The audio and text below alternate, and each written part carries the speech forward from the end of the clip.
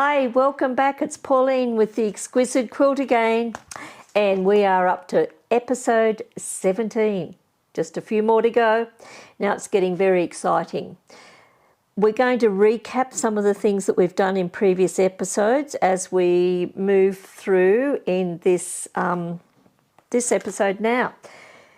So we're going to go back and revisit the dot to dots because we've still got 2 blocks to quilt.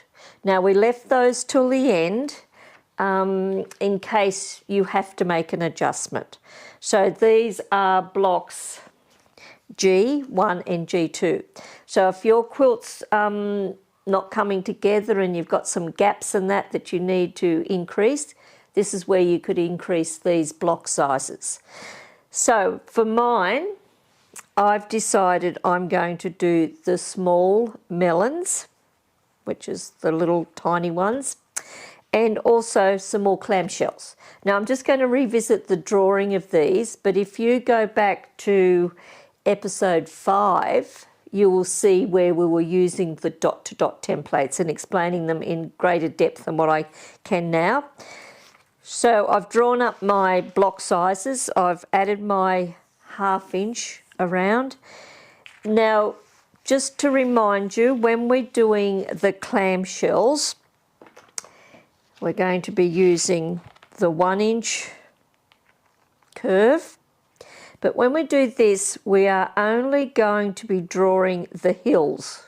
We're not drawing the valleys. Otherwise, we won't get the clamshell. So I've got most of mine drawn up, but we'll just do a little recap on it. We're going to line our dots up back down here at a previous row where we marked all of the dots.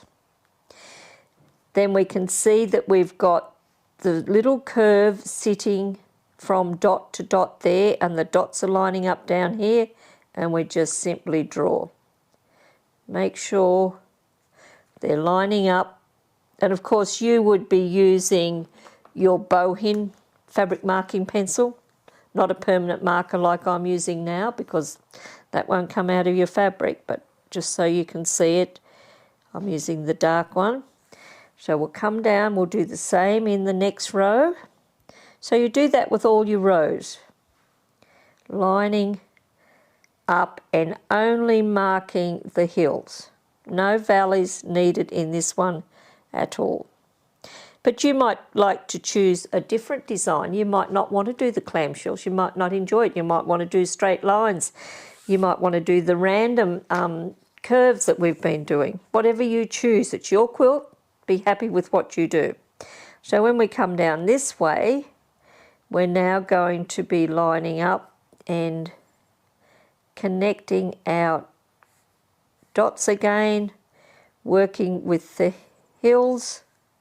And it's so easy to want to draw the valley because you just want to draw along there, but stop and move. Take your time. Once you've got your 3 layers together, you've ironed your 3 layers together and you've marked your design up. As you know, this doesn't take long to quilt. And let me tell you, the photos we're getting from people showing us what they're doing with their quilts and how beautifully they've quilted and how beautiful their sashings are coming out. So very, very proud of everybody. So congratulations to all of those that are taking the challenge on and working us through this program. But it's getting very exciting. We'll have to have a party when we finish. Have to all get together online and have our party. So that's our clamshells. So I'm not going to draw the rest of them. I think you've got the idea. Now with the melons, the same thing. We marked out all of our dots using the 1 inch grid. We lined our dots up back down here on the 1 inch grid we marked. We ran our pencil along the curve, ran it along the curve.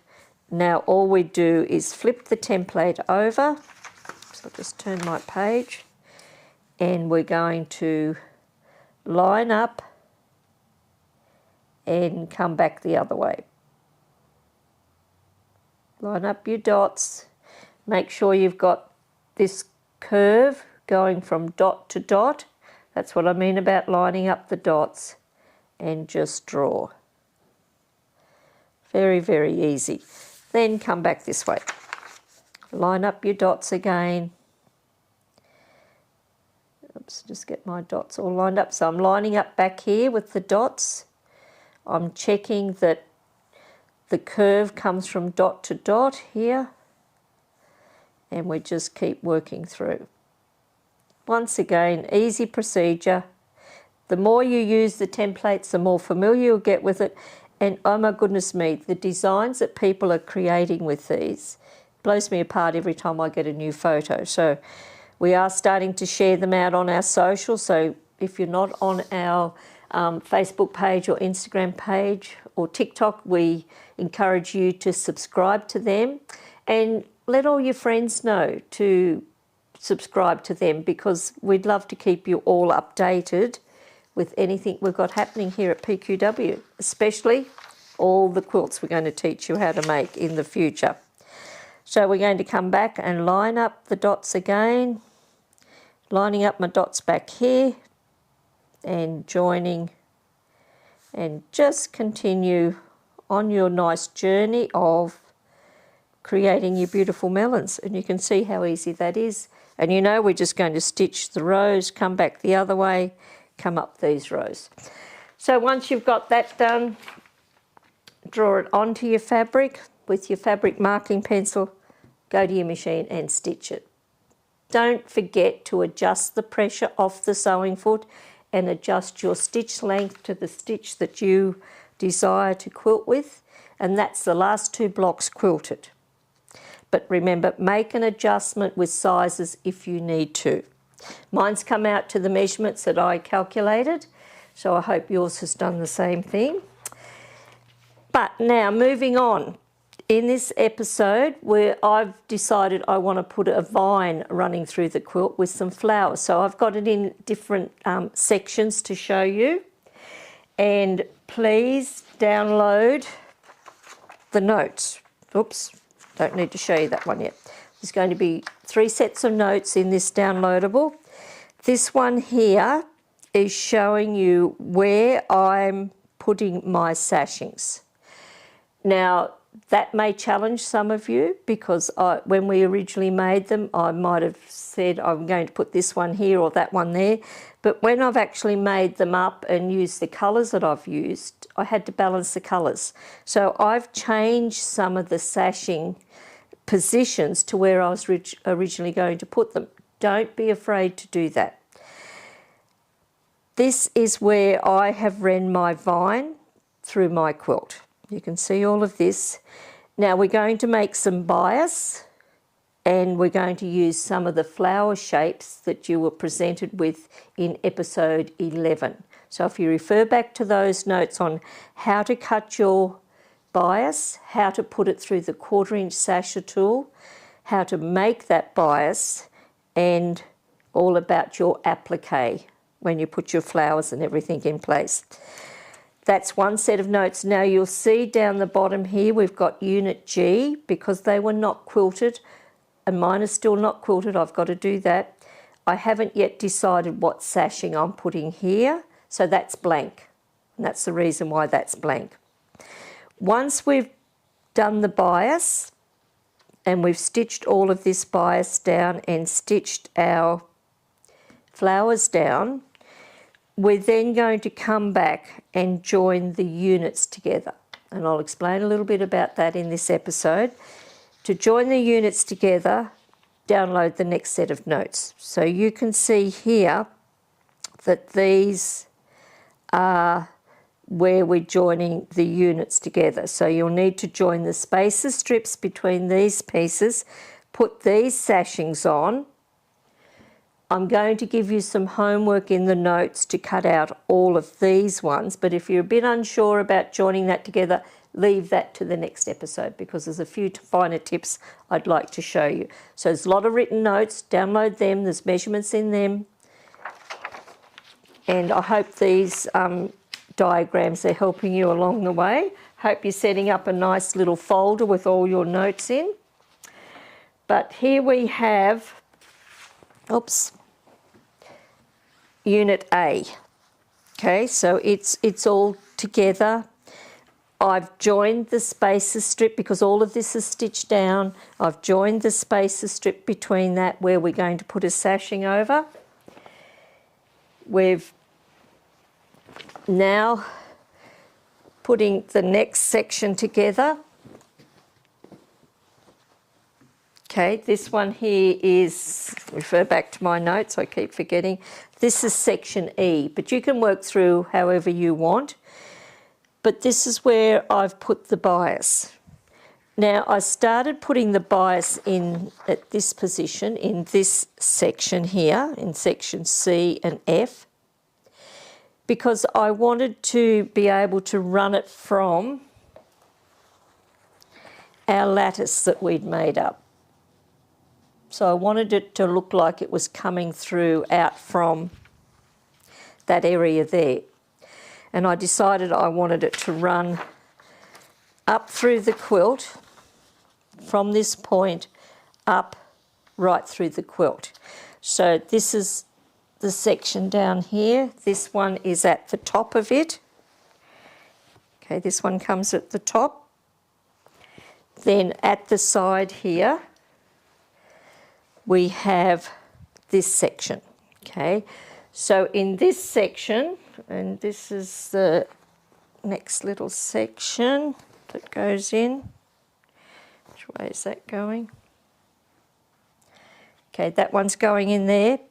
But what I'm wanting is when this is, because this is offset a little bit, as you'll see in your diagrams, I wanted this part here, which is in this section, get it all around the right way, I wanted it running out of here, so that as you see in the diagram, when I've got this lattice across here, it's all looking like it's coming out of that section there.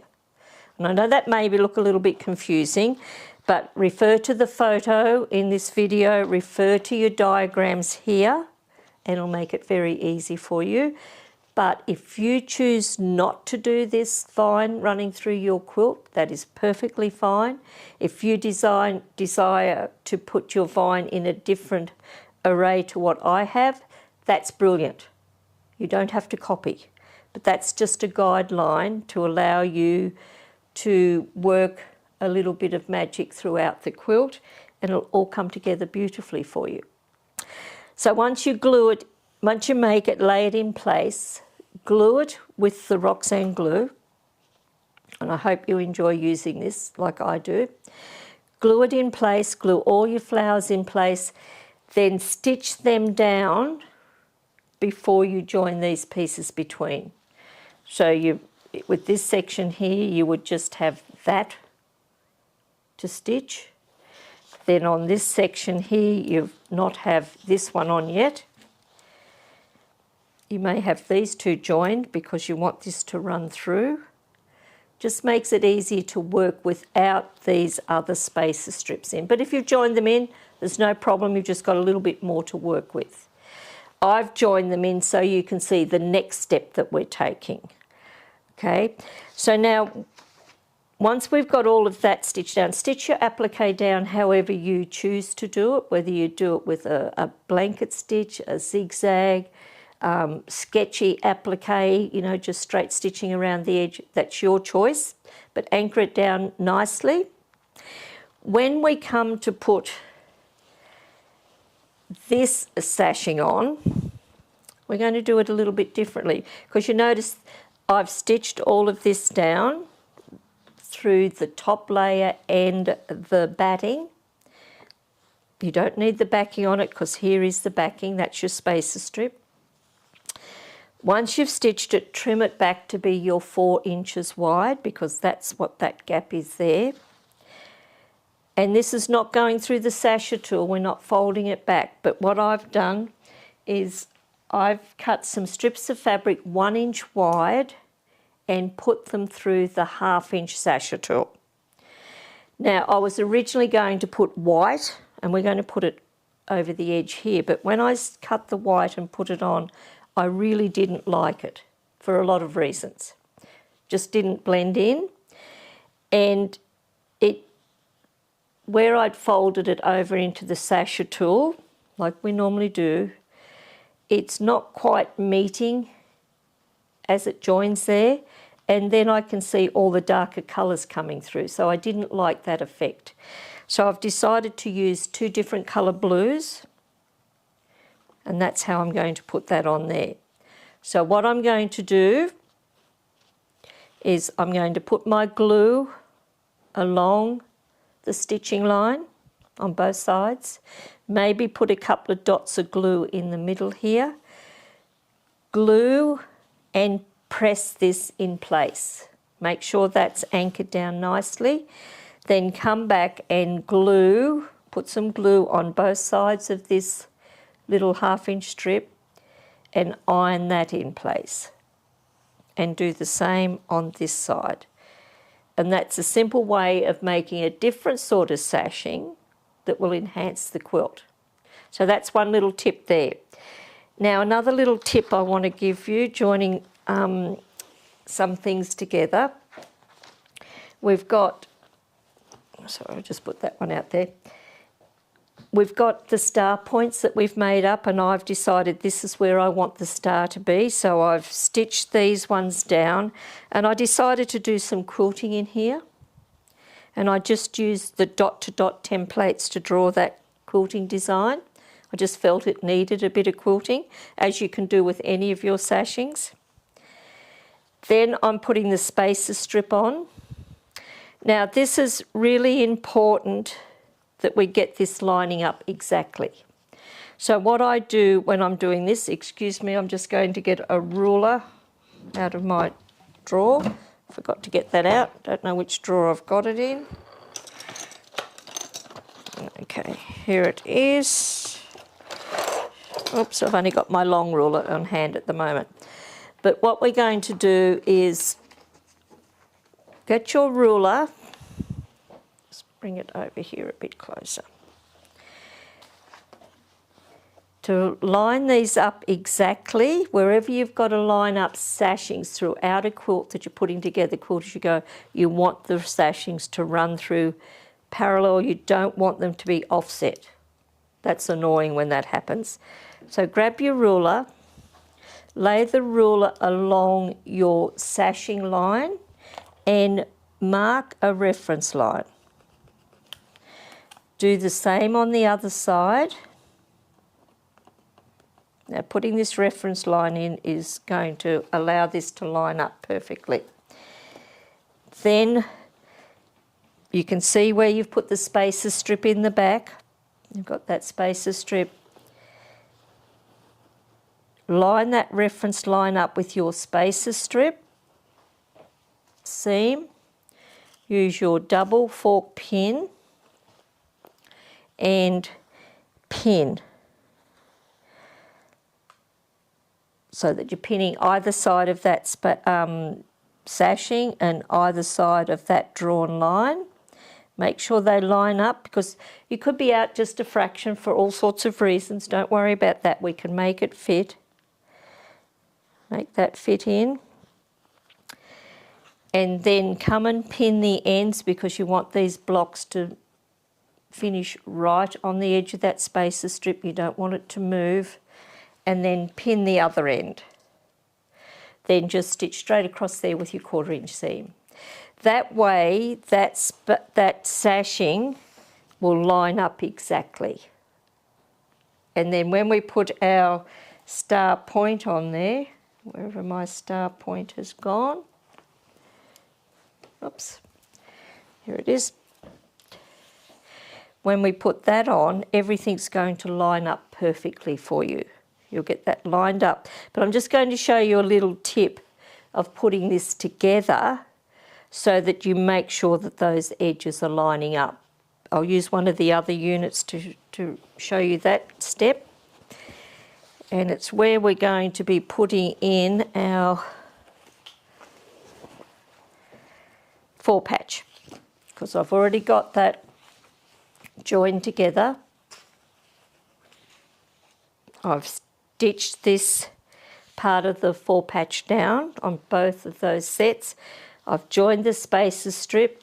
We're going to say this one's not yet joined in. Now we'll get the other part of the 4 patch. We're going to glue that in place. Just going to remove all of this because I'm actually going to show you a little tip here to make this all line up beautifully. Use your glue. I iron hot. Use the glue, glue along. Now another little thing that I've done that I felt was going to help my quilt sit nicely, once I stitched down the side of my sashing, I went back and I stitched down through this centre line just to anchor that down nicely. Just a little tip. Now we've glued one side, so what I'm going to do is make sure the edge lines up where these two pieces connect. Use your hot iron and set the glue. We want those seams to line up. We want that centre seam to line up, and we want that one to line up. Now what I do next, and this is just a handy little tip, if you're at your ironing surface, at your ironing board, but I'm using my ironing mat on the table, I pin with the double pin through all of those layers into my ironing surface. Now what that's doing is anchoring those seams down so they match in perfectly together. You can do some fudging here if you need to, if you've got to do a little bit of stretching or easing or whatever, you can do that because the glue will hold it in place, but anchor it down, then come back and do the other side. And repeat the same process. Press so that the seams are lining up exactly. And this is where you start to make your quilt look very professional. If you can line all of these bits up and do it by fudging, fine.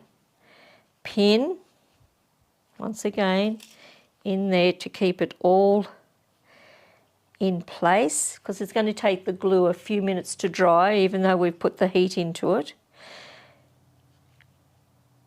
But I now want to work on these outer bits, so make sure it's lined up on your stitching line. Press. Now having the pins in there, we're not going to disturb this section, so it's well worth taking time here and learning this, because if you're making a quilt with a lot, you know, they're the same blocks and you're adding a sashing to it, and you've got cornerstones or you've got stars to meet, or you've got 4 patches, 9 patches to meet up, this little tip will help you with any other quilts that you make. So that's why I want to show you that. Then come back and do the other side. And then by the time you've done all that, the glue will be setting much better. You can take out the pins and then go to your machine and stitch that sashing in place. And I would stitch each side, then I'd come back through the middles, and then I'd come back through here. So they're just some little tips to help you on your way to joining your quilt together perfectly. So I hope you're enjoying everything. We're really grateful for the questions that we're getting sent in, and hopefully we're answering them appropriately for everybody so that you can see how this is all coming together. But next time, get all of your other spacer strips cut that are on the notes that you download from this episode. We'll start joining the units together into be a full quilt top. And in the next episode, once we do that, we'll be showing you how to add those big sashings in, and we'll be starting on our borders, because we've only got the borders to make and the outside sashings to make, which will be easy because you've already done the process with some of the other sashings, and then joining it on. So we've only got a few more episodes left to go. So Till we see you in the next episode, happy quilting. Bye for now.